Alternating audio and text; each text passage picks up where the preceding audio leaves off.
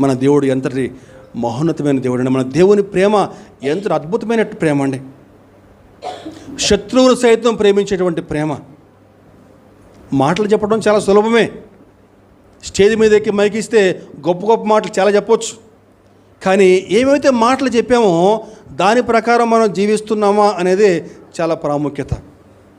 కానీ ఆ దేవుడు తను ఏమైతే చెప్పాడో అది తూచ తప్పకుండా చేశాడండి.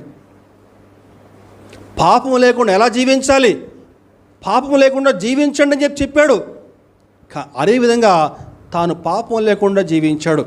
నాలో పాపం ఉన్నదని మీలో ఎవడైనా నిరూపించగలడా అని చెప్పి ఈ లోకానికి ఆయన సవాల్ విసిరాడండి. అదిగో ఆయన స్వరూపములో దేవుడు మానవుని సృజించాడండి. ఆయన స్వరూపములో సత్యస్వరూపుడు, నీతి స్వరూపుడు, ప్రేమ స్వరూపుడు, ఆ స్వరూపములో దేవుడు మానవుని చేస్తే మానవుడు సాతాను మాట విని తన యొక్క రూపాన్ని పోగొట్టుకున్నాడు, తన పోలికను పోగొట్టుకున్నాడు. లోకంలోకి మరణం వచ్చిందండి.